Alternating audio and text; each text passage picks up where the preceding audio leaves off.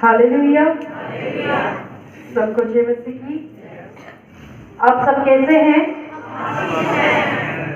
परमेश्वर आपके साथ रहे। परमेश्वर आप सबको भी आशीष करे। शुक्रिया। प्रभु के वचन में जाने से पहले एक कहानी को बताऊंगी जो कि मैंने लेडीज मीटिंग में बताई थी। अभी मुझे सारे नींद में से लग रहे हैं, इसलिए मैं थोड़ा आप लोग को जगाना चाहती हूँ। एक राजा था, उसकी 4 पत्नियां थे। एक राजा था, उसकी कितना पत्नियां थे? 4 पत्नियां थे। वो पहली पत्नी को इतना प्यार नहीं करता था, पहली पत्नी को ना के बराबर नहीं करता था प्यार। दूसरी पत्नी को उससे थोड़ा ज्यादा प्यार करता था। तीसरी पत्नी जो है दूसरी पत्नी से और थोड़ा ज्यादा तीसरी पत्नी को करता था, और चौथी पत्नी जो है उसको कुछ ज्यादा ही प्यार करता था।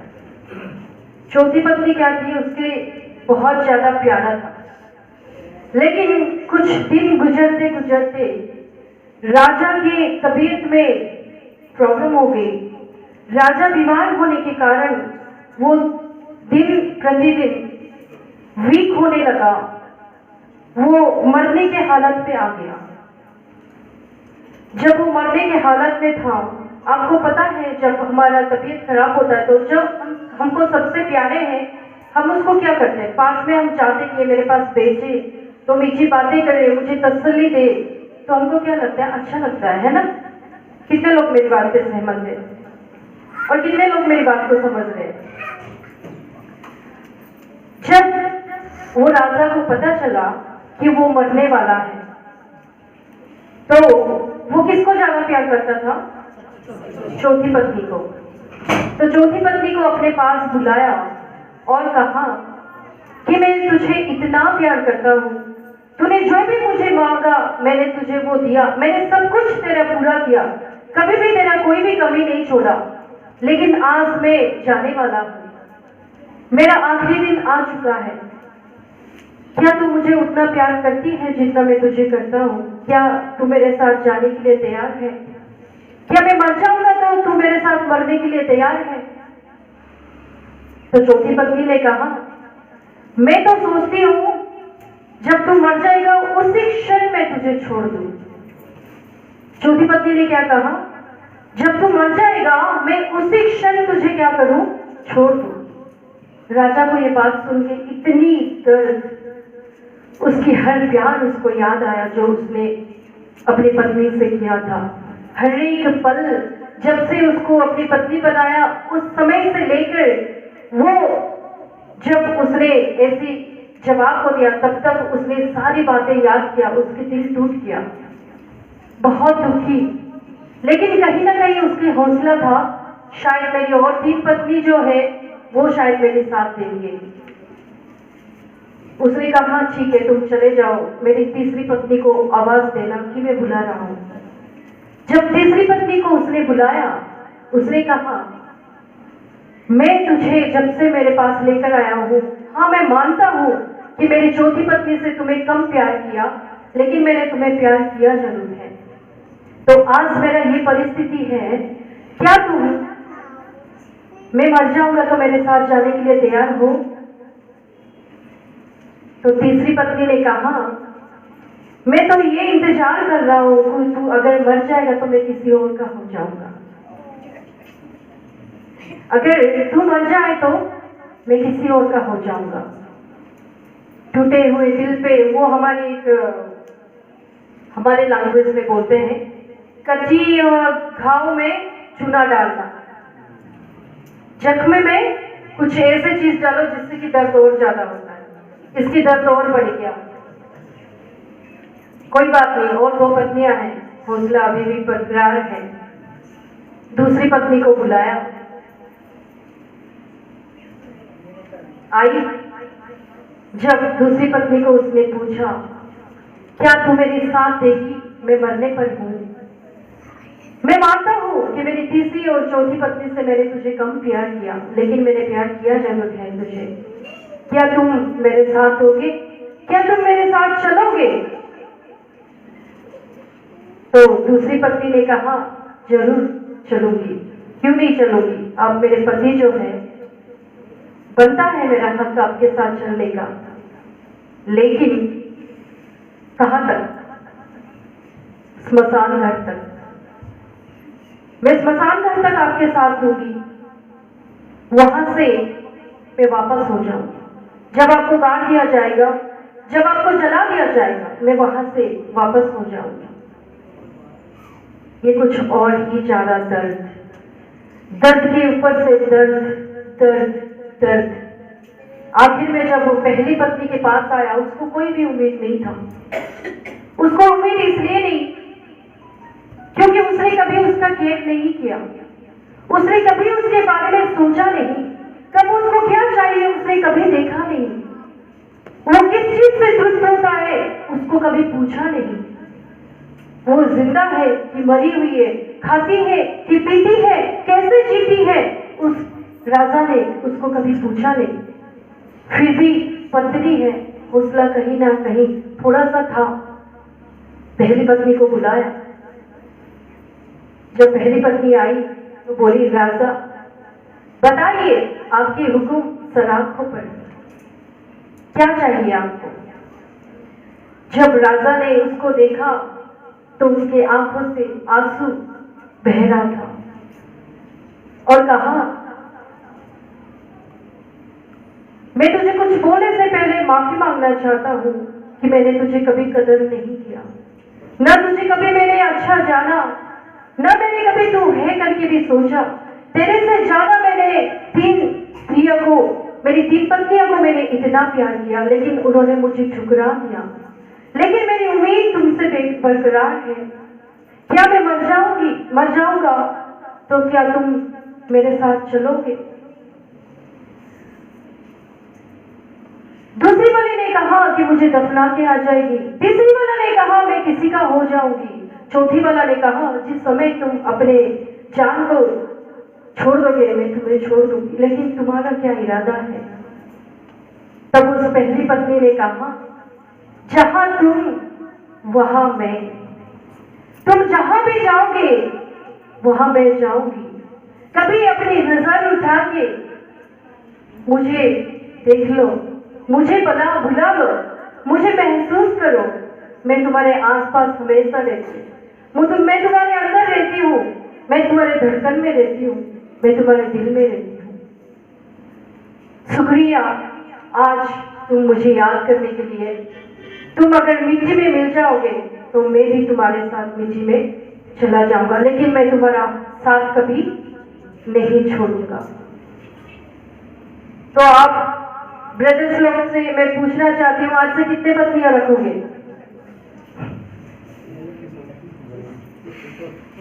शादी नहीं करने वाले तो पहले एक ही रखेंगे, शादी करने वाले बोलिए कितने पत्नियां रखना है? कितने रखना है? मतलब ज्यादा रखना है शायद, इसलिए नहीं आ रहा है रिप्लाई कोई नहीं। चलिए, ये पत्नियां कौन है अभी मैं बता दी हूँ आपको, फिर शायद जवाब मिल जाएगा। चौथी पत्नी वो है जो जिंदगी भर उसकी ख्वाहिश पूरी करने में राजा लगा हुआ था। वो है उसका शरीर, वो है उसका शरीर। उसके शरीर में पहनने के लिए, खाने के लिए जो भी उसको चाहिए, मोती, सोना, चांदी, डायमंड, क्या क्या है, सब कुछ उसने पहना। अपने शरीर को सुख भोग कराया, अपने शरीर जो भी मांगा उस शरीर को कभी कमी होने नहीं दिया। उस शरीर का हर जरूरत को उसने क्या किया? पूरा किया। लेकिन वो शरीर क्या होता है, जब तुम मर जाओगे उसी क्षण में क्या करूंगा? तुम्हें छोड़ दूंगा। ये शरीर हमारा क्या है? चौथा पत्नी है। शरीर क्या है? चौथी पत्नी है। तीसरी पत्नी जो भी कहता है कि जब तुम चले जाओगे तो मैं किसी और का बन जाऊंगा, वो क्या हो सकता है? हमारा धन, हमारी दौलत, हम जो कमाए हैं, हम जो बैंक में रखे हुए हैं, जो कागज हम अपने नाम पे किए हुए हैं, जो घर हम अपने नाम पे किए हुए हैं, जब हमारी जान चला जाता है तो वो किसका हो जाता है? किसी और का हो जाता है। तो तीसरी पत्नी कौन है? हमारी धन, हमारी दौलत, हमारे पैसा, हमारी बैंक के अकाउंट्स, हमारे आरडीज, हमारे एफडी वगैरह वगैरह। दूसरी पत्नी कौन है? हमारे जन, परिजन, हमारे प्यारे, जिसको भी हम एक क्षण नहीं देखते से नहीं रह पाते हैं, जिसको हम अपने से ज्यादा प्यार करते हैं, चाहे वो माँ हो, चाहे वो बाप हो, चाहे वो बेटा हो, चाहे वो बेटी हो, चाहे वो भाई है या चाहे वो बहन हो, चाहे वो भाभी है, चाहे वो ननद है, चाहे वो देवर है, चाहे कोई भी है। अगर आप चले जाओगे तो वो सिर्फ कहाँ तक आपका साथ देना? सिर्फ आपको चलाकर आने तक साथ देना। वहां पे मैंने देखा, यहाँ पे जहाँ पे जाते हैं तो हाथ पैर भी वहां पे धो के आ जाते हैं, सिर में पानी डालते, हाथ पैर धो के जा, तेरह से हमारा रिश्ता आज से खत्म। ये है दूसरी पत्नी। पहली पत्नी जो कि कहा, जहां पे तुम जाओगे वहां पे मैं जाऊंगा, जहां तुम रहोगे वहां मैं रहूंगा, तुम जो कर्म करोगे उस कर्म का फल मैं भुगतूंगा। कोई बात नहीं अगर तुम मेरा कदर नहीं करते हो, लेकिन मैं तुम्हारा कदर करना चाहता हूं। वो है हमारा रूह, हमारा आत्मा, जिसका हम कभी कदर नहीं करते हैं। हम कभी नहीं सोचते हैं कि हम मरने के बाद कहां जाएंगे। हम मर जाएंगे, हमारा शरीर मिट्टी में मिल जाएगा, लेकिन हमारा आत्मा कहां जाएगा हम ये नहीं सोचते हैं। हम बोलते मरने के बाद देखेंगे, जो होगा तब होगा, अब जिंदगी जीने दो, ऐश तो करने दो, मजे लेने दो। लेकिन वो आत्मा बोलता है तुम जो ऐश करोगे, तुम जो मजे लोगे, तुम जो मुझे कदर नहीं करोगे, कोई बात नहीं, लेकिन एक दिन मैं क्या करूंगा? तुम्हारा साथ दूंगा, तुम्हारा कर्म का फल मैं भुगतूंगा। अगर तुम मेरा कदर करोगे तो मुझे अच्छा फल मिलेगा, अगर तुम मेरी कदर नहीं करोगे तो मुझे बुरा फल मिलेगा। लेकिन हे राजा, मैं तुम्हारा फल को भुगतने के लिए तैयार हूं। अभी आप सब बोलिए, आपको कौन सा पति और पत्नी चाहिए? अब तो मुंह खोल लीजिए कोई भी। सोने वाले सारे बोले हालेलुया। कभी आता नहीं आवाज। कौन सा पत्नी रखना पसंद करेंगे आप? मुझे जवाब नहीं आता है तो मैं आगे नहीं बढ़ूंगी।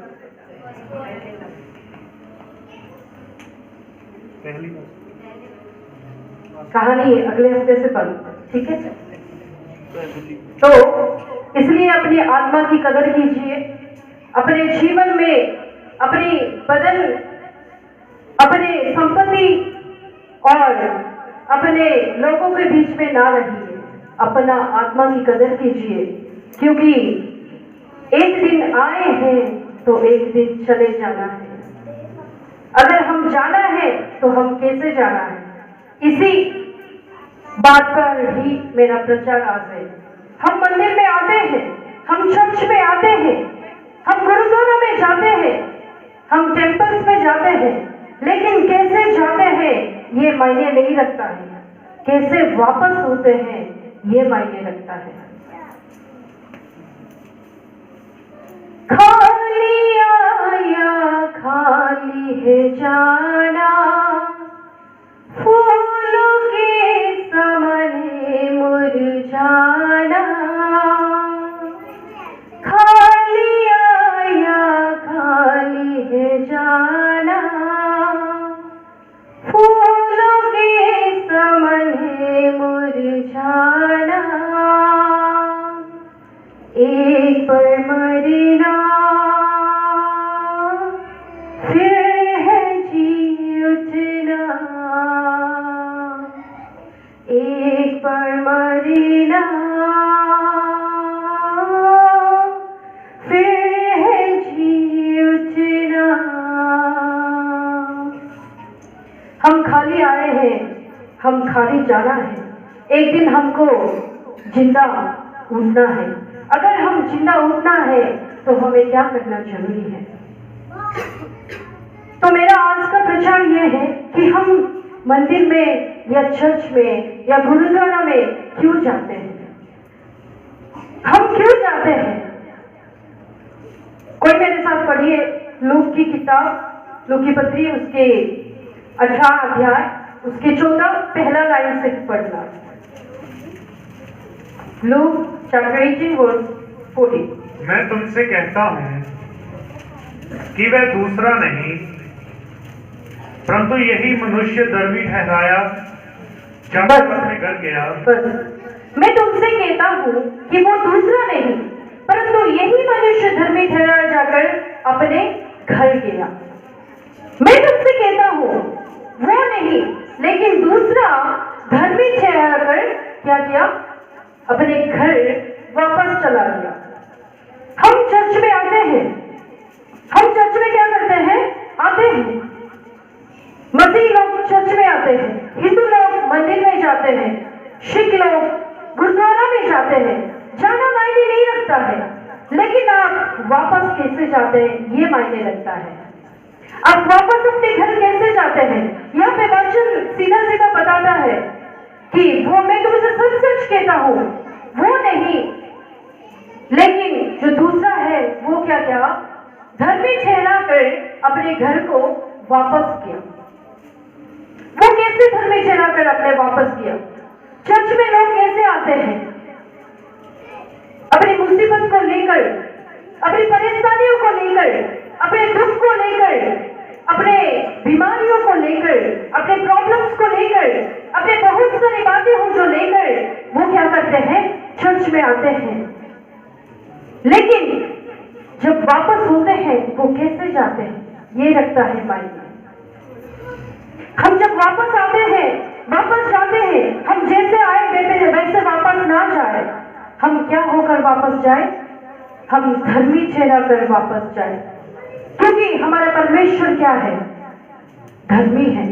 हमारा परमेश्वर क्या है, धर्मी है। देखिए यीशु मसीह एक दिन किसी के घर में गए थे। सब अपने ध्यान को मेरी ओर देखिए, बातें ना कीजिए, आपकी नजर मुझ पे रखिए। यीशु मसीह एक दिन किसी के घर में गए थे। उसने भोजन करने के लिए बुलाया था। जब वो भोजन करने के लिए बुलाया था और यीशु मसीह उसके घर में बैठे थे, उस घर का मालिक और यीशु मसीह आमने सामने बैठे हुए हैं। पीछे से एक स्त्री आई और यीशु मसीह के पांव के पास बैठकर उसने अपने आंसुओं के साथ यीशु मसीह का पांव को अपने बाल के साथ पोंछ रही है और इत्र को परमेश्वर के पांव में लगा रही है। यीशु मसीह ने वहां पे नहीं देखा कि कौन आया, कौन क्या कर रहा है, क्योंकि यीशु मसीह को पता है, वो सब कुछ जानता है। वो आंखें बंद करके सबको पहचान लेता है। उसके पास कौन है, उसके पास कौन आया है, उसके पास कौन क्या करता है, उसको मालूम है। जब वो वचन में लिखा है, वो पापी स्त्री जब उसके पास आकर उसके पांव को अपने आंसुओं के साथ, अपने बाल के साथ वो पोंछ रही थी, तब वो घर का मालिक जो है वो वहां पे बैठे बैठे सोचता है, ये तो भविष्यवक्ता है, इसको पता चलना चाहिए कि ये पापी स्त्री जो है इसका पांव पोंछ रही, ये कैसे उसको दे सकता है पांव पोंछने के लिए। ये एक पवित्र बंदा अगर है तो ये पापी स्त्री को कैसे ये पांव पोंछने के लिए दे सकता है। क्या आप जानते हो वो पापी स्त्री कौन थी? क्या आप जानते हो वो क्या पाप की थी? बता सकते हैं आप क्या पाप की थी वो? क्या वहां पे लिखा था कि वो व्यभिचारी थी? क्या वहां पे लिखा है कि वो व्यभिचारी थी? जो व्यभिचारी स्त्री थी वो अलग थी, ये वो नहीं थी। आप मुझे ये बताइए, हमारे बीच में ऐसे कौन है जो पाप नहीं किया है? तो पाप की मतलब व्यभिचार ही नहीं होता है, छोटा से छोटी बात भी पाप होता है। आप अगर देखोगे तो लूक चैप्टर 7 उसके 36 से 50 तक आप घर में जाके पढ़ना, हमें पढ़ने के लिए मेरे पास टाइम नहीं है। वहां पे लिखा वो पीछे से आकर यीशु मसीह के पांव के पास बैठकर वो इत्र को यीशु मसीह को लगा रही है। और वो शिमोन जो यीशु मसीह को अपने घर में बुलाया था, खाना खाने के लिए बुलाया था, वो अपने मन में सोच ही जा रहा है, ये क्या हो रहा है? एक पापिनी स्त्री एक पवित्र एक भविष्यवक्ता के पांव को कैसे छू सकता है? उस समय यीशु मसीह ने शिमोन को बोला, हे मेरे मित्र शिमोन, एक बात तू मुझे बता। क्या कर? तू मुझे एक बात को बता। एक बहुत बड़ा महाजन था। एक बहुत बड़ा कौन था? आप घर में जाके पढ़ सकते हैं, अभी बाइबल कोई नहीं देखना, अभी मेरे और ध्यान दीजिए। एक महाजन था, उसको दोनों कर्ज देने थे, उससे कर्ज लिए हुए थे, उसको देना था वापस। तो उसने क्या किया? उसने वहां पे कहा, एक का 500 था और एक का 50 था। उसने 500 वाला को माफ कर दिया और 50 वाला को भी माफ कर दिया जो उसको देना था। तो खुश कौन ज्यादा होगा? 500 वाला। आप लोग ऐसे कहे दिया, लेकिन सिमोन ने, वहां पे लिखा है सिमोन ने सोचकर बताया कि 500 वाला। यहाँ पे सुनिए, वो स्त्री, पापिनी स्त्री जो यीशु मसीह के पास आई है, यीशु मसीह को पीछे से आकर उनके पांव के पास बैठी, उसने अपने केस के साथ, अपने बाल के साथ यीशु मसीह को क्या करती है? अपने आंसुओं के साथ यीशु मसीह को क्या करती है? उनके पांव को पोंछती है। वो इत्र, जो अनमोल इत्र वो लेके आई थी, उसको उनके पांव में क्या करती है? लगाती है। तब शिमोन को यीशु मसीह ने कहा, मेरे मित्र शिमोन, मैं तुम्हारे घर में आया, मुझे तुम पांव धोने के लिए पानी नहीं दिया, लेकिन उसने अपने आंसुओं के साथ मेरे पांव को भिगाकर अपने बाल के साथ उसने क्या किया? पोंछ रही है। तूने ना मुझे पानी दिया पैर धोने के लिए, ना मुझे पोंछने के लिए तौलिया दिया, लेकिन वो क्या करती है? अपने आंसुओं के साथ वो मुझे, मेरे पांव को भिगाकर वो पोंछ रही है। तूने मुझे सिर में मलने के लिए तेल नहीं दिया, तूने मेरी कोई खरीदारी नहीं की, लेकिन उसने इत्र को, अनमोल इत्र को लेकर आकर, जो सिर में भी लगा रही है, इससे भी ज्यादा अनमोल है, वो इत्र को उसने क्या करती है? मेरे पांव पे लगा रही है।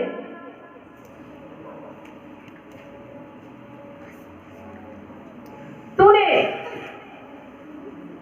कुछ भी मेरे लिए नहीं किया, लेकिन वो मुझे इतना प्यार से मेरे पांव को अपने बाल के साथ पोंछ रही है, इत्र को मुझे लगा रही है।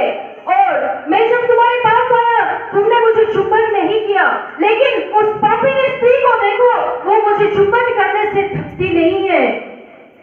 अभी बता सिमोन कि किसका पाप ज्यादा क्षमा किया जाएगा? तब शिमोन ने चुपचाप था और यीशु मसीह ने उस स्त्री को कहा, उठ बेटी और शांति से चला जा, क्योंकि तेरे बहुत सारे पाप माफ किया गया है। अगर आप पढ़ोगे लूक चैप्टर 7 वर्स 36 to 50 तक, अपने घर में जाके पढ़ना, लूक की किताब उसके 7 अध्याय उसके 36 वचन से 50 तक, आप जब घर में जाके पढ़ोगे आपको अच्छे से समझ में आएगा कि वहां पे उस स्त्री ने क्या किया था और सिमोन ने क्या किया। एक पापी यीशु मसीह के पास आने का अधिकार है। एक पापी यीशु मसीह के पास आ सकता है। यीशु मसीह अकेला है जो पापों को माफी करते हैं। यीशु मसीह अकेला है कि वो कैसे सत्कार करते हैं, उस सत्कार को वो समझ पाते हैं। यीशु मसीह अकेला है जो हमें धर्मी ठहरा सकते हैं। यीशु मसीह अकेला ही है जो हमारे दिल को जान सकता है। उस पापी स्त्री के पाप क्षमा हो गया। जितना बड़ा पापी भी हो, अगर वो यीशु मसीह के पास एक पश्चाताप दिल के साथ, एक अनुताप दिल के साथ वो जाता है, तो यीशु उसको क्या कहता है? तेरे सारे पापों को मैंने माफ कर दिया है, तू शांति से यहाँ से क्या हो जा, चला जा। क्या उस यीशु मसीह के लिए एक बार जोर से हालेलुया बोलेंगे? Hallelujah, hallelujah.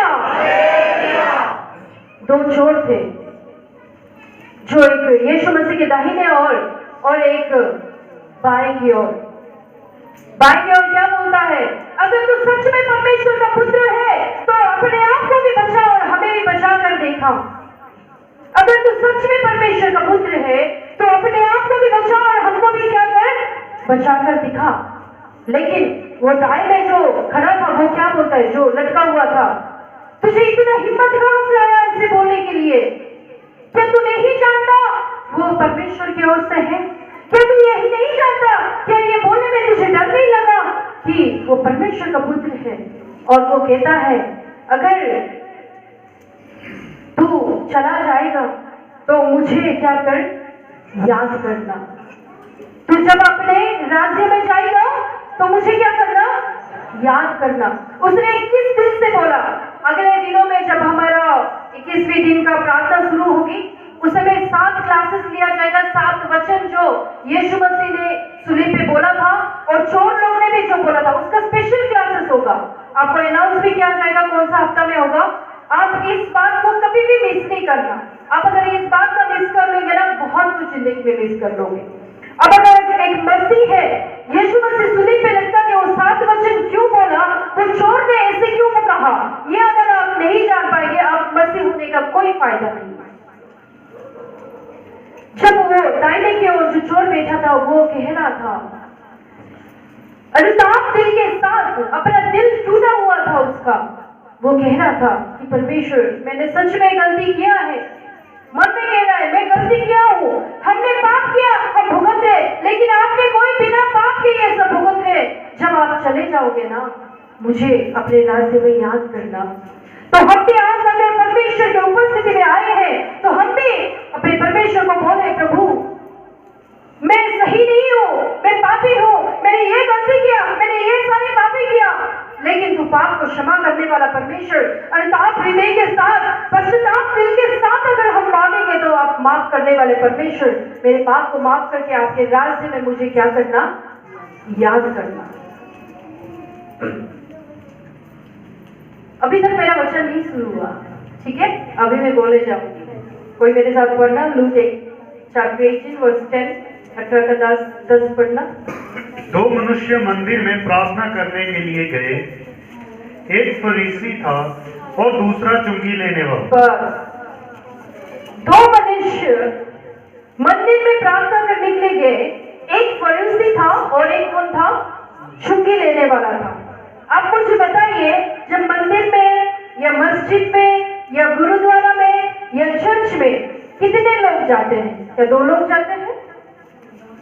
2 लोग जाते हैं। तो यीशु मसीह ने इधर क्यों कहा कि एक मंदिर में 2 लोग गए? क्यों कहा? कोई आइडिया? कोई भी मंदिर हो, मस्जिद हो, सिख गुरुद्वारा हो या चर्च हो, 2 लोग नहीं जाते, लेकिन यीशु मसीह का यहाँ पे बोलने का वजह कुछ और है। हम चर्च में जाते हैं, लेकिन कुछ लोग किस लिए जाते हैं? कुछ लोग प्रभु से आशीष पाने के लिए। प्रभु मैं ऐसे जा रहा हूँ, मैं वैसे वापस नहीं आऊंगा, मैं कुछ अपने झोले में भर के आऊंगा, मैं तेरे आशीष को लेकर आऊंगा, तेरे वचन को अपने जीवन में लेकर आऊंगा, मैं तुझे प्रभु तेरे प्यार को लेकर आऊंगा। ऐसे सोचकर कुछ लोग आते हैं। और कुछ लोग कैसे आते हैं, ओ चलो यार संडे आ गया, जाना ही पड़ेगा, चलो बैठते हैं, आ जाते हैं, अपना क्या करें, फॉर्मेलिटी निभा कर आते हैं। संडे है, जाना पड़ेगा, नहीं तो घर में सुनना पड़ेगा, जाओ टाइम पास करो, आ जाओ। ये 2 लोग के बारे में यीशु मसीह यहाँ पे क्या करते हैं, बता रहे हैं। यीशु मसीह का बोलने का तरीका नहीं, मंदिर में 2 लोग ही जा रहे थे। यीशु मसीह का बोलने का तरीका ये था कि 2 प्रकार के लोग जा रहे थे। एक कैसे था, एक फरीसी था, दूसरा कैसे था, चुंगी लेने वाले थे। चर्च में बहुत सारे लोग आते हैं, मुझे यहाँ के बारे में पता नहीं। हमारे साइड में जब मंदिर जाते हैं तो कुछ लोग होते हैं, मंदिर क्यों किया था भाई, क्या करूं भाई, अब चप्पल तो पुराना हो गया, मंदिर में जाओ तो अपना साइज का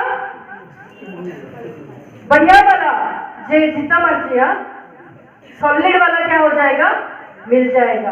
तो कुछ लोग इसलिए मंदिर में जाते हैं नया चप्पल पहनने के लिए, और कुछ लोग कोई और वजह से जाते हैं। देखिए, मंदिर में एक अच्छा व्यक्ति भी जाता है, एक बुरा व्यक्ति भी जाता है।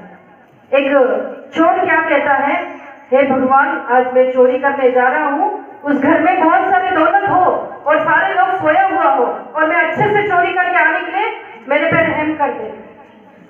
वहां पे एक चोर जाके खड़ा होता तो एक अच्छा वाला बंदा पुजारी खड़ा होकर क्या बोलता है, हे प्रभु मेरे घर में इतना सारा पैसा है, कोई चोर आके उसको उठा ना ले, तू बचा ले, तू मुझ पे रहम कर। मेरे बोलने का मतलब क्या है, बहुत सारे लोग क्या करते हैं, चर्च में मंदिर में जाते हैं, और मुझे यहाँ के बारे में पता नहीं, मैं अपने स्टेट के हिसाब से मैं बताऊं, जब मंदिर को जाते हैं तो किस लिए जाते हैं?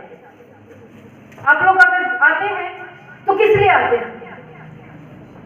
मंदिर में क्यों आते हैं, चर्च में क्यों आते हैं? प्रार्थना करने के लिए। इतना कंफ्यूज मत हुई है, मंदिर में क्यों आते हैं? प्रार्थना करने के लिए आते हैं ना, है कि नहीं? हाँ या ना? प्रार्थना करने के लिए आते हैं। इतना भी मेरी बातों में लीन मत हो जाइए कि मैं सवाल करूं तो आपको पता भी ना चले, है ना? थोड़ा ध्यान कॉन्शियस रखिए अपना। तो मंदिर में लोग क्यों आते हैं? प्रार्थना करने के लिए आते हैं। तो मंदिर में आना मतलब परमेश्वर के साथ हम क्या करना, वार्तालाप करो, परमेश्वर के साथ मिलने के लिए, परमेश्वर को साक्षात करने के लिए। नहीं तो घर में भी बैठ के पूजा कर सकते हैं, मंदिर में आते हैं, हाँ वहां पे परमेश्वर है, मैं जाऊंगा, मेरी बातों को मैं वहां पे कहूंगा, तभी परमेश्वर मेरी बातों को सुनेगा और मुझे क्या करेगा, आंसर देगा। हमारा परमेश्वर क्या है? देखिए मैं आपको एक बात बताऊं, ये धर्म, ये जात, ये कुल, ये सब कुछ किसने बनाया? इंसान ने बनाया, लेकिन परमेश्वर एक है। परमेश्वर क्या है? एक है। हमारा परमेश्वर का कौन सा जात है? हमारा परमेश्वर का कौन सा कुल है? हमारा परमेश्वर का कौन सा धर्म है? हम कोई धर्म के विरुद्ध नहीं है, क्योंकि हमारा परमेश्वर कोई धर्म का नहीं है। हमारा परमेश्वर धार्मिक में धर्म है। हमारे परमेश्वर क्या है? धार्मिक है। तो हम कौन सा धर्म के हैं? धार्मिकता के हैं। हम कौन सा धर्म के हैं? धार्मिकता के हैं। अब कभी ये नहीं सोचना वो इस कुल का है, वो इस जात का है, वो इस धर्म का है, वो ऐसा है, वो वैसा है। ये सब किसने बनाया? इंसान ने बनाया। लेकिन हम सब क्या है? हम सब एक है। हमारा परमेश्वर धर्म में राज करने वाला परमेश्वर है। हमारा परमेश्वर पवित्र में राज करने वाला परमेश्वर है। हमारा परमेश्वर क्या है? धार्मिक है। हमारा परमेश्वर कोई धर्म में नहीं बसता है। हमारा परमेश्वर कोई जात में नहीं बसता है। हमारा परमेश्वर कोई कुल में नहीं बसता है। हमारा परमेश्वर इंसान के दिल में बसता है। तो इंसान क्या होना चाहिए? परमेश्वर को माने, ना कोई धर्म, ना कोई जात, ना कोई कुल, ना कुछ भी। किसको माने? परमेश्वर। जिंदा परमेश्वर को हम क्या करना चाहिए? मानना चाहिए। तो जब हमारे साइड पे मंदिर में जाते हैं तो नरियल को लेके मंदिर में जाते। कितने लोगों को पता है जो हिंदू लोग हैं वो नरियल लेके चर्च में मंदिर में जाते हैं? कितने लोगों को पता है? जब मंदिर में जाते हैं ना, हिंदू लोग जो है वो नरियल को लेकर वहां पे फोड़ते हैं। आज मैं बताना चाहती हूँ आपको ये नारियल क्या है। हमको भी अगले हफ्ते से लेकर आना पड़ेगा। कितने लोग नारियल लेके आने के लिए तैयार हैं? लो अभी पास्टर जी बोलते मेंबरशिप लेके आओ, सिस्टर जी बोलती नारियल लेके आओ। लेके आए तो क्या लेके आए? मेंबरशिप लेके आए, नारियल लेके आए। सिर्फ 40 रुपया का नारियल कौन लेके आएगा? 40 रुपया खर्चा करने के लिए भी तैयार नहीं है आप। लो जी कर लो बात। हमारा परमेश्वर ये 10, 20, 30, 40 का नारियल नहीं चाहते हैं। और मुझे पता है जब मैं नारियल के बारे में बोलूंगी तो सारे हाथ उठाएगा, मैं नहीं उठाऊंगी अभी। आप ठीक है, मैं नहीं बोलूंगी हम हाथ उठाओ। हम देखेंगे बस कितने लोग लेकर आएंगे।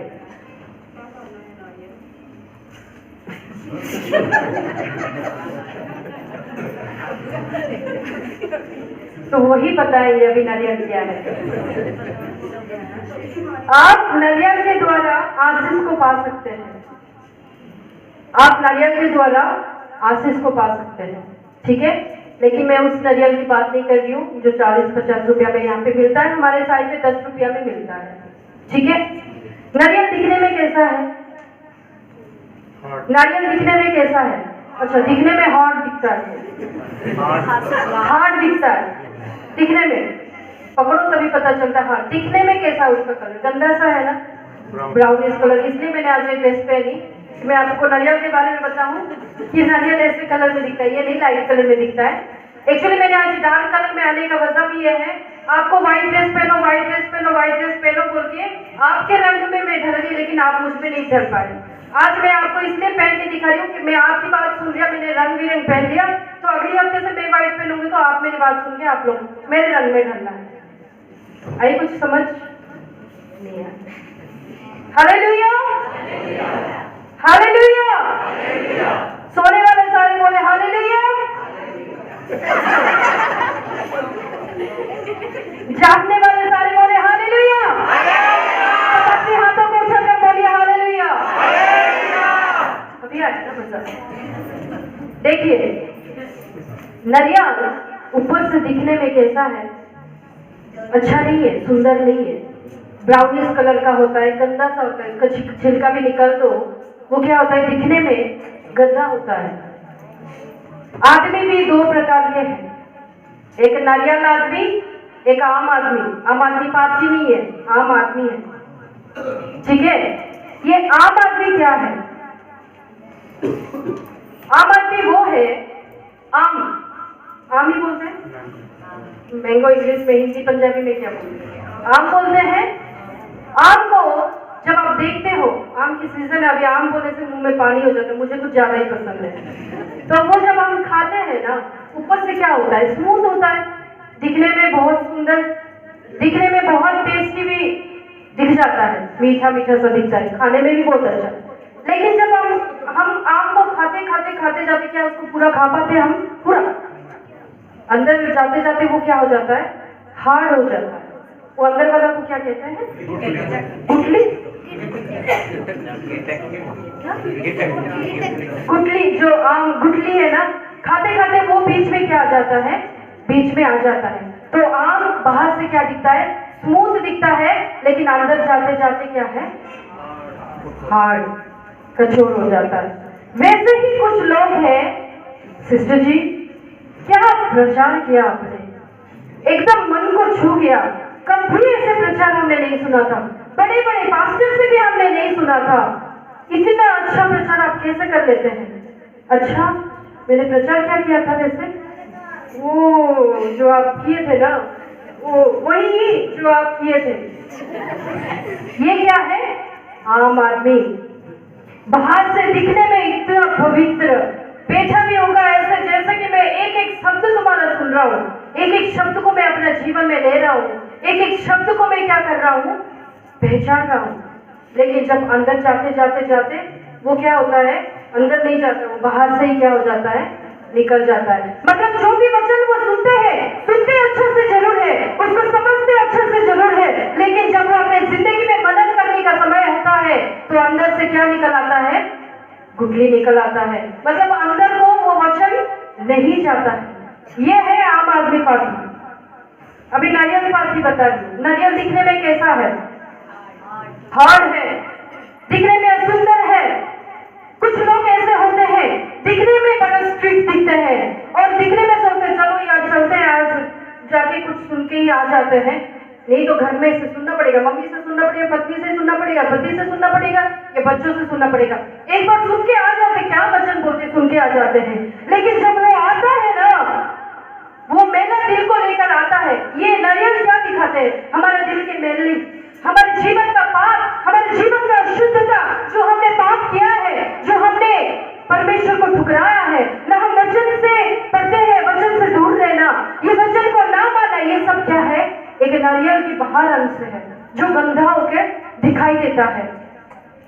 लेकिन जब वो नारियल चर्च में आता है, जब वो नारियल सुनता है कि वचन ये है, जब वो नारियल फट जाता है तो वो क्या हो जाता है? अंदर से कैसे होता है? सफेद हो जाता है, अंदर से साफ हो जाता है।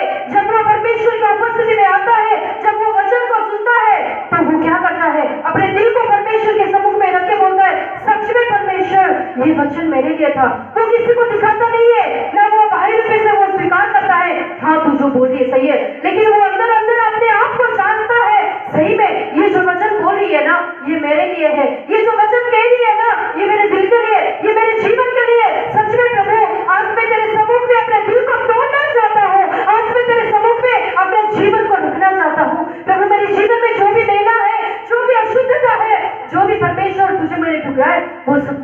माफ करके मेरे दिल को तू साफ कर दे। ये क्या है? नारियल पानी है।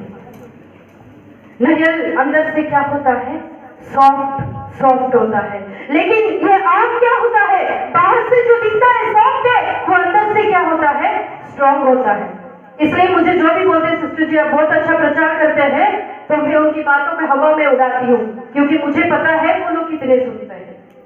ठीक है, कोई अगर वचन सुनता है, अगर कोई वचन की तारीफ करता है, वो अपने मुंह से ना करे, अपने जीवन के चाल चलन से आप दिखाइए, तब परमेश्वर की महिमा होगी।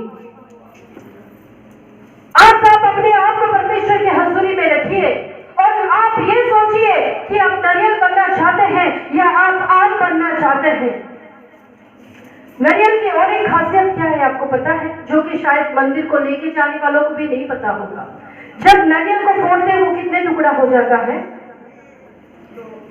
2 टुकड़ा हो जाता है। ये 2 टुकड़ा के मतलब क्या? 2 टुकड़े की मतलब से पहले मैं बताऊंगी, जब नारियल को फोड़ते हैं तो क्या होता है? पानी निकलता है।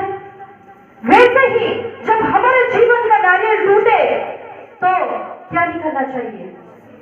आंसू निकलना चाहिए। जैसे जब हम नारियल को फोड़ते हैं, जैसे उससे पानी निकलता है, वैसे ही अगर परमेश्वर की हजूरी में परमेश्वर का वचन अगर हमें छूकर हमारे दिल को अगर तोड़ देता है, तो हमारी आंखों से क्या निकलना चाहिए? जब हमारी आंखों से आंसू निकलेगा, वो आंसू के साथ परमेश्वर की हजूरी में अगर हम बोलेंगे, प्रभु तू मेरे पाप को माफ कर, मेरे दिल को तू साफ कर, उस नारियल के जैसे मुझे नरम बना दे प्रभु। अगर आंसुओं के साथ हम अगर ये प्रभु की उपस्थिति में बोलेंगे, तो हम दूसरे के जैसा नहीं है, लेकिन वो वापस जो धरती चला गया, उसके जैसा धर्मी परमेश्वर हमको क्या करेंगे? ठहराएंगे। अगर आपकी जिंदगी में आज अगर आप धर्मी ठहरना चाहते हैं, अगर आपके जीवन में आज वो बलि दूर होना आप चाहते हैं, अगर आपके जीवन से आज अशुद्धता दूर हो जाए आप चाहते हैं, अगर आपके जीवन से आज पाप दूर हो जाए अगर आप चाहते हैं, तो उस नारियल के समान अपने जीवन को तोड़ दीजिए। उस नारियल के समान जो तोड़ने से पानी निकलता है, उसके जैसे अपने आंसू को बहाइए और परमेश्वर की उपस्थिति में बोलिए, प्रभु मैं अपने दिल को तेरे सम्मुख में तोड़ता हूँ, क्योंकि हमारा परमेश्वर जो है वो होम बलि मेल बलि से प्रसन्न नहीं होने वाला परमेश्वर, वो होठों रोटी बलि से पसंद होता है, वो झूठे दिल वालों के साथ में रहता है। जो वचन संहिता में आप पढ़ोगे, क्षुल्लक और भग्न हृदय वालों के पास पे परमेश्वर आसपास रहता है करके वहां पे लिखा हुआ है। अब अपने आप को जांचिए। आप एक नारियल बनकर आए हैं तो अपने दिल को तोड़ने की कोशिश कीजिए। अगर आप एक आम बनकर आइए, आप नारियल बनने के लिए कोशिश कीजिए। आज परमेश्वर आपको एक अपॉर्चुनिटी दिया है। हर बार हमको ये अपॉर्चुनिटी नहीं मिलता है, एक मौका हमें बार बार नहीं मिलता है। मौका का अच्छा इस्तेमाल कीजिए करके वचन बताती है। अगर आज ये वचन परमेश्वर ने हमारे जीवन में दिया, तो शायद हमारे बीच में ऐसे कोई नारियल बनकर होंगे जो अपने आप को तोड़ना नहीं चाहते, या कोई ऐसे होगा जो आम बनकर है जो नारियल बनना नहीं चाहता है। लेकिन मेरे प्रिय, मैं आपको बताना चाहती हूँ कि कोई भी अगर मंदिर में जाता है तो नारियल इसलिए लेकर जाता है कि मैं ये परमेश्वर के सम्मुख में फोड़ूं, तो परमेश्वर इसके बदले मुझे आशीष को देगा, परमेश्वर इसके बदले में मेरी मन्नत को पूरा करेगा, परमेश्वर इसके बदले मेरी मनोकामना को पूरा करेगा, परमेश्वर इसके बदले मेरे जीवन को आशीष करेगा। अगर आप वो आशीष को अपने जीवन में चाहते हैं, अगर आपका पाप शुद्ध होना चाहते हैं, आपकी अशुद्धता दूर होना चाहते हैं, अगर आपके घर में आज शांति नहीं है, अगर आप शांति पाना चाहते हैं, अगर आपके जीवन में बरकत नहीं है, कितने भी आए आपके जीवन में अगर बरकत नहीं रहता है, तो आज अपने जीवन को जो नारियल हमारा दिल, उसको आप आज तोड़िए। नारियल किसको दर्शाता है? हमारे मन, हमारे दिल को दर्शाता है। उस नारियल को, उस मन को आज आप तोड़िए, क्योंकि हमारा परमेश्वर दिलों को देखने वाला परमेश्वर, मन को जांचने वाला परमेश्वर है। अगर उस नारियल को आज आप नहीं तोड़ोगे तो आपके जीवन में क्या हो जाएगा? ऐसे ही जैसे आप आए थे वैसे ही वापस चली जाओगे। आपके जीवन में कोई भी आशीष क्या होगा? नहीं मिलेगा। दूसरी बात, जब नारियल बोल देते हैं 2 टुकड़ा हो जाता है। एक टुकड़ा क्या करते हैं? छोड़ देते हैं वहां पे। दूसरा टुकड़ा लेकर आके सबको क्या करते हैं? ये लो प्रसाद है, ये भोग है, खाने के लिए हम देते हैं कि अकेला खा लेते हैं? अगर आप प्रसाद लेकर जाते हैं या आप नहीं लेकर जाते, आपको पता भी होगा लोग देते हैं या अकेला खा लेते हैं? देते हैं। तो ये 2 नारियल टुकड़ा का मतलब क्या है? 2 नारियल टुकड़े की मतलब क्या है? एक नारियल टुकड़ा जो हम परमेश्वर के पास छोड़ देते हैं, वो ये है जो हम परमेश्वर को बोलते हैं, परमेश्वर मेरी आत्मा, मेरा प्राण, मेरा शरीर, मेरा जीवन, मेरा सब कुछ सिर्फ तेरा है, इसमें किसी को भी हक नहीं है। मेरा पहला जो है परमेश्वर प्यार तू ही है, मेरा पहला जो मैं देना है परमेश्वर वो तू ही है, मेरा पहला प्यार तू ही है, मेरा सब कुछ तू ही है। ये एक नारियल जो हम मंदिर में रखना, इसका मतलब ये होता है कि परमेश्वर हमारा सब कुछ है करके हम उसको मानना है। Hallelujah, hallelujah, hallelujah. दूसरा नारियल का टुकड़ा जो हम अपने घर में लेकर आते हैं और हम सबको बांटते हैं, उसका मतलब क्या है? दूसरा नारियल का टुकड़ा वो है जो हम आकर सबको बांटते हैं, जो परमेश्वर की वचन कहता है अपने पड़ोसी को अपने समान प्यार करो। हम क्या करते हैं? पड़ोसी के प्रति हमारे मन में ईर्ष्या रखते हैं, हमारे मन में गुस्सा रखते हैं, उसने मेरे साथ ऐसे किया, मैंने तो इसके साथ दोगुना करना, उसने मुझसे पूछा नहीं, मैंने भी उसको पूछना नहीं, वो बढ़ते जा रहा है, वो ना बढ़े, उनके लिए हम कुछ उल्टा करें, यही हम सोचते हैं। लेकिन परमेश्वर के वचन बताता है ये जो नारियल है हमारे मन का प्रतीक है, जो मन का प्रतीक वो नारियल को जो हम फोड़ते हैं तो हमारे दिल को हम तोड़ते हैं। जब हमारे दिल को तोड़कर हम परमेश्वर के सम्मुख में आंसुओं के साथ हम प्रार्थना करते हैं तो उसके बाद हमारा जीवन बदल जाता है। जब हमारा जीवन बदल जाता है तो परमेश्वर को हम आधा नारियल मतलब हमारे जीवन को परमेश्वर के हाथ में दे देते हैं, और जो आधा नारियल हमारे जीवन में बच जाता है वो हमारा मन, हमारे पड़ोसी, हमारे आसपास लोगों को प्यार करने में हम झुक जाते हैं। जो प्रसाद आप बांटते हैं वो प्रसाद क्या है? परमेश्वर का प्यार जो दूसरों को बांटता है। कोई नफरत नहीं, कोई ईर्ष्या नहीं, कोई अहंकार नहीं, किसी के विरोध नहीं, कोई दुष्ट सोच नहीं, सिर्फ परमेश्वर का प्यार हम क्या करें? उसको दे। किसको दे? हम आपस में एक दूसरे से क्या करें? प्यार करें। अगर हम दूसरों को प्यार नहीं कर पाते हैं तो वो प्रसाद बांटने का कोई मतलब नहीं है, वो नारियल टूटने का कोई मतलब नहीं है, वो नारियल से वो पानी निकलने का भी कोई मतलब नहीं है। वो नारियल आप दूसरों को अगर दोगे उसका भी कोई मतलब नहीं है। जब आपके दिल में प्यार नहीं है, जब परमेश्वर के प्रति आपके जीवन में कोई भी इच्छा नहीं है तो वो नारियल आप देकर कोई फायदा नहीं है। नारियल के जैसा अपने जीवन को बनाइए, उस नारियल के समान आप परमेश्वर की उपस्थिति में आइए और उस नारियल को आप तोड़कर अपने जीवन को तोड़कर अपने मन को बदलकर अपने अशुद्धता को अपने आंसुओं के साथ पश्चाताप अनुताप दिल के साथ प्रभु की हजूरी में बोलकर अपने दिल को तोड़िए और परमेश्वर की उपस्थिति में अपने आप को समर्पण कीजिए। प्रभु मैं नारियल की जैसे तेरे उपस्थिति में आया, पर मैं प्रभु अशुद्ध हूं, मैं अशुद्ध हूं, मैं पापी हूं, मेरा जीवन अभी नारियल के समान है। इस नारियल को तू तोड़ दे प्रभु। अपने आंसू को बहाकर पश्चाताप दिल के साथ परमेश्वर को बोलिए।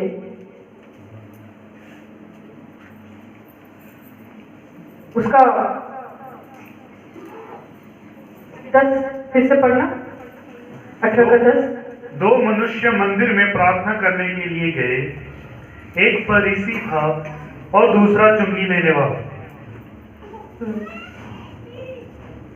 12 मैं सप्ताह में 2 बार उपवास रखता हूँ। मैं अपनी सब कमाई का दशमांश भी देता हूँ। 11 से पढ़ना।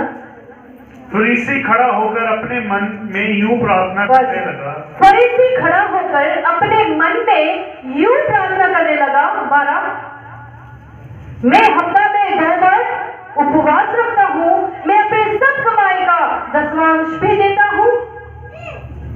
किसने कहा ये? फरोसी ने, एक फरीसी व्यक्ति, जो जिस 2 व्यक्ति के बारे में यीशु मसीह ने बताया। लेकिन ये फरीसी कैसे प्रार्थना करता है? आप ध्यान दीजिए वचन पे। यहाँ पे लिखा है फरीसी खड़ा होकर अपने मन में यूं प्रार्थना किया। मतलब जो घमंड है कि मैं दशमांश देता हूँ, मैं हफ्ते में 2 बार उपवास रखता हूँ, वो क्या करता है? अपने मन में प्रार्थना करता है। मैं आपको बोलना चाहती हूँ, जो घमंड करते हैं, मैं दशमांश देता हूँ, मैं फास्टिंग रखता हूँ, मैं चर्च में ये करता हूँ, मैं चर्च में ये हूँ, मेरा ओहदा ये है, मैं इतना बड़ा हूँ, मैं इतना बड़ा हूँ, मेरे पास इतना पैसा है, मेरे पास इतना बड़ा घर है, मेरे पास ये है, मेरे पास वो है। जो बोलता है ना, वो कैसे प्रार्थना करता है? अपने मन में प्रार्थना करता है। वहां पे कहीं पे नहीं लिखा कि वो परमेश्वर की उपस्थिति में प्रार्थना किया। क्या लिखा हुआ है वहां पे? एक बार और जोर से पढ़ना 11 वचन। फरीसी खड़ा होकर अपने मन में यूं प्रार्थना करने लगा। फरीसी खड़ा होकर अपने मन में यूं प्रार्थना करने लगा, हे परमेश्वर, मैं तेरा धन्यवाद करता हूँ कि तुम्हें दूसरे मनुष्य के समान अंधेरे करने वाला, अन्यायी या व्यभिचारी नहीं, और ना चुंगी लेने वाले के समान हूँ। अपने आप को वो क्या दर्शाता है? मैं पवित्र हूँ, मैं परफेक्ट हूँ, मेरे पास कोई ऐसी गलती नहीं है जो मैं नहीं करता हूँ। मैं क्या करता हूँ? तेरी व्यवस्था को मानता हूँ, तेरे व्यवस्था को पालन करता हूँ। तो वो किसके सम्मुख में प्रार्थना कर रहा है? अपने सम्मुख में प्रार्थना। कहीं पे भी वहां पे नहीं लिखा कि वो परमेश्वर के सम्मुख में प्रार्थना करता है, वो अपने मन में प्रार्थना कर रहा है। मैं आपको आज बताना चाहता हूँ, अगर आपकी जिंदगी में घमंड है, अगर आपको पैसे की घमंड है, आपकी दौलत के ऊपर आपको घमंड है, अगर आप अच्छा प्रार्थना करने वाले हैं, अगर आपको घमंड है, तो आपको मैं अगर ये बताना चाहती हूँ कि आप अपने मन में प्रार्थना करते हो। कोई भी परमेश्वर आपका प्रार्थना को नहीं सुनता। लेकिन वो चुंगी लेने वाला कैसे प्रार्थना करता है? 13। परंतु चुंगी लेने वाले ने दूर खड़े होकर स्वर्ग की ओर आंखें उठाकर उठाना भी न चाहा, वरन अपनी छाती पीट पीट कर, हे परमेश्वर, मुझ पापी पर दया कर। वो चुंगी लेने वाला कहाँ पे खड़ा है? चुंगी लेने वाला दूर से खड़ा होकर परमेश्वर को बोलता है, परमेश्वर, मैं तेरे सम्मुख में कहीं से भी योग्य नहीं हूँ। अपनी छाती को पीट रहा है कि मैं इतना पापी हूँ, कि मैं एक चुंगी लेने वाला परमेश्वर हूँ, मैं तेरे सम्मुख में आने का योग्य नहीं। वो दूर में रहकर खड़ा होकर प्रार्थना कर रहा है कि प्रभु मुझे माफ कर दे। वो एक अनुताप हृदय के साथ, वो एक पश्चाताप दिल के साथ परमेश्वर को बोलता है कि प्रभु मैं तेरे उपस्थिति में तेरे योग्य नहीं हूँ।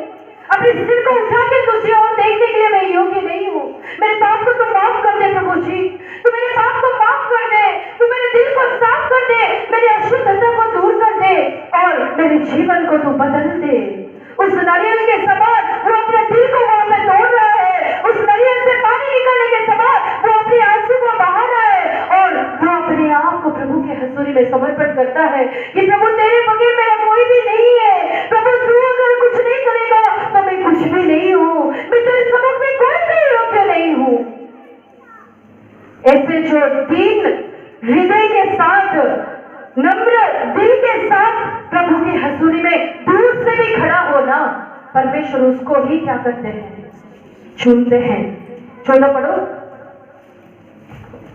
मैं तुमसे कहता हूं कि वह दूसरा नहीं, परंतु यही मनुष्य धर्मी ठहराया जाकर। मैं तुमसे सच कहता हूँ, वो दूसरा नहीं परंतु ये मनुष्य धर्मी ठहराकर अपने घर वापस किया। अभी आपको समझ में आया कि हम कैसे धर्मी ठहरे? हमारा परमेश्वर धर्मी है, वो आपको धर्मी कर सकता है। अगर आपके जीवन में आप धर्मी होना है तो आप क्या करें? अपने आप का दिखावा ना करें, अपने धन की दिखावा ना करें, अपनी दौलत का दिखावा ना करें, अपनी सुंदरता का दिखावा ना करें, अपने वस्त्र का दिखावा ना करें, अपने जीवन का दिखावा ना करें, पर दूर से खड़ा होकर प्रभु मैं तेरे सम्मुख में योग्य नहीं हूँ, मेरे पास सब कुछ है लेकिन तू नहीं है,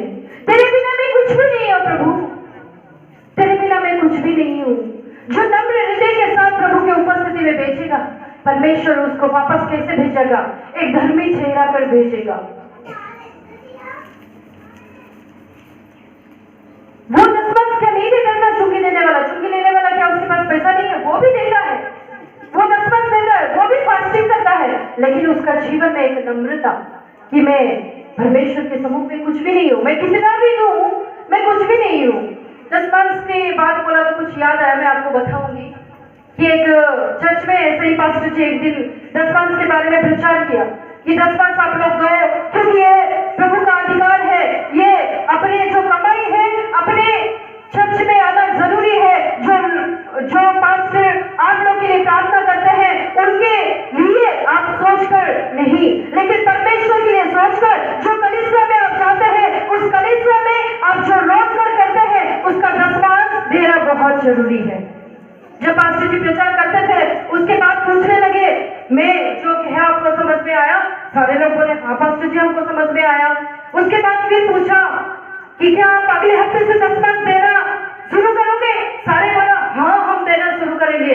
लेकिन वहां पे एक बुजुर्ग औरत बैठी हुई थी, वो जब सामने आई तो पास्टर जी को पूछी, पास्टर जी आपने बहुत अच्छा प्रचार किया 10 मार्च के बारे में, मुझे बहुत अच्छा समझ में आया, मैं भी अगले हफ्ता लेकर आऊंगी, लेकिन मुझे एक बात आप बता दो, मैंने मुर्गी का मांस सुना है, मैंने बकरी का मांस सुना है, मैंने दूसरे कोई भी मांस सुना है, ये 10 मांस क्या होता है? ये कहाँ पे मिलता है?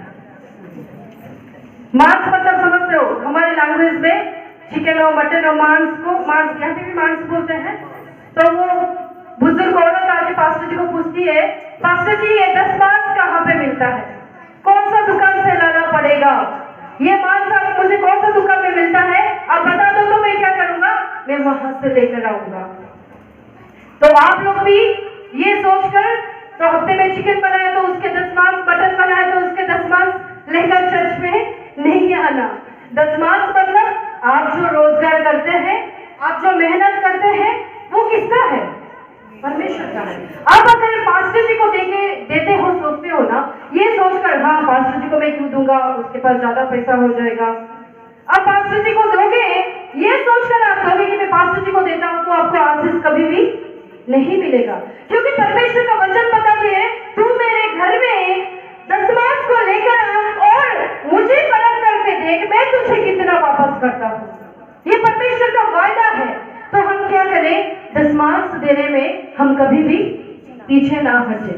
हम हमेशा, चाहे हमारा 100 रुपया कमाई, चाहे हमारा 10 रुपया भी कमाई हो, उस 10 रुपया से 1 रुपया हम निकाल दिया करें, उस 100 रुपया से हम 1 रुपया निकाल दिया करें, उस 1000 रुपया से हम 100 रुपया निकाल दिया करें, उस 10,000 रुपया से हम 1000 रुपया निकाल दिया करें। जो परमेश्वर का है वो किसका है? परमेश्वर का है। अगर परमेश्वर का अगर आप रखते हो तो आप कौन हो? चोर हो आप लोग। जो परमेश्वर का खजाना को रखता है वो कौन है? चोर है। क्या आप चोर बनना चाहते हो? नहीं। दूसरी बात, जो फरीसी है वो वहां पे क्या करता है? मैं ऐसा हूं, मैं वैसा हूं, मैं वैसा हूं, मैं वैसा हूं। क्या करता है? मैं कौन कौन करता है ऐसे? मैं बकरी करता है। मैं तो बकरी ज्यादा मैं करता है तो उसको क्या करता है? गला काट दिया जाता है। तेरा टाइम आ गया खाने का, अभी तेरे को खाते हैं। जब बकरी को गला काट दिया जाता है तो उसके मांस को लेकर खाना बना जाता है। उसके चमड़े से क्या किया जाता है? उसके चमड़े से ढोल, तबला, ढोलकी, ड्रम, जो भी उसके चमड़े से क्या होता है? बजाया जाता है। लेकिन जब बकरी का चमड़े तबला में लग जाता है और तबला जब बजता है कैसे आवाज आता है? तुम क्या आता है? आता है कि नहीं? आता है? आता है कि नहीं? तुम आवाज। तो इसलिए बकरी ज्यादा ना बने। अगर बकरी बनना चाहते हैं तो बाद में परमेश्वर सिर्फ तुम, मैं कुछ भी नहीं, मेरा कुछ भी नहीं, जो भी हो तुम हो, जो भी परमेश्वर है तुम्हारा है, तुम सब कुछ ले लो परमेश्वर। अभी मैं नहीं, मैं बकरा नहीं, मैं मुर्गी बन गया बस। Hallelujah, hallelujah. बकरा बनना चाहते हैं कि मुर्गी बनना चाहते हैं? अच्छा, बकरा बन के तुम करना चाहते हैं, सही है। ओके, परमेश्वर के नाम की महिमा हो। तो अगर आपके जीवन में आप घमंड को छोड़कर परमेश्वर के सम्मुख में अपने आप को हलीम कर अपने जीवन को नम्र कर उस नारियल के माने जो हम गंदे हैं, उस नारियल के समान हम अपने आप को परमेश्वर की उपस्थिति में तोड़े, उस परमेश्वर की उपस्थिति में हमारे जीवन को जांचे। जैसे नारियल फोड़ने से हमारे जीवन से वो नारियल से पानी निकलता है, वैसे अपने मन को तोड़कर अपने आंसू को बहाइए, उस परमेश्वर के सम्मुख में बोलिए, परमेश्वर मैं तेरे सम्मुख में योग्य नहीं हूँ, मैं कुछ भी नहीं हूँ, जो कुछ भी है तू ही है परमेश्वर, तू ही मेरा सब कुछ है, तू ही मेरा सुबह, तू ही मेरा शाम, तू ही मेरा सब कुछ है परमेश्वर, तेरे बिना मैं कुछ भी नहीं कर सकती। मैं अपना जीवन तुझे देना चाहता हूँ, ताकि मेरा जो जीवन है वो परमेश्वर मैं लोगों के बीच में तेरे सुसमाचार को प्रचार करना चाहती हूँ। तेरे जो प्यार, जो सुलीब का प्यार, वो मैं अपने जीवन से लोगों के प्रति दिखाना चाहता हूँ। प्रभु मेरे जीवन को तू बदल दे। जब एक नारियल हम फोड़ देते हैं ना, उसका जीवन बदल जाता है, वो तितर बितर हो जाता है।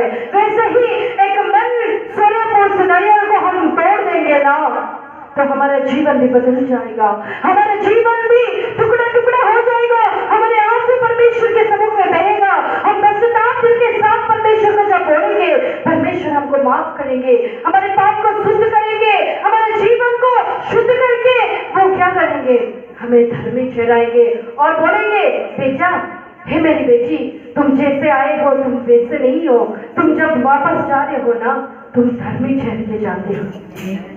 सारे अपनी आंखों को बंद कीजिए और अपने जीवन को जांचिए। क्या आप नारियल है या आप आम है? अगर आपके जीवन में आम है तो आप अपने आप को नारियल बनाने की कोशिश कीजिए। आप उससे पहले मैं आपसे देखना चाहती हूँ कितना लोग अगले हफ्ते से नारियल लेकर आना चाहते हैं। अपने हाथों को उठाइए, कितने लोग अगले हफ्ते से नारियल को लेकर आना चाहते हैं? कोई भी नारियल को लेकर आना नहीं चाहते, मतलब मेरा ये वचन बोलना ही पूरा बेकार था। अपने आप को परमेश्वर के हाथ में दीजिए, उस परमेश्वर के हाथ में अपने आप को समर्पण कीजिए। परमेश्वर मैं तेरे उपस्थिति में हूँ, परमेश्वर मैं तेरी उपस्थिति में बैठी हूँ, उस नारियल के समान मुझे तोड़ दे, उस नारियल के समान मेरे जीवन को बना दे।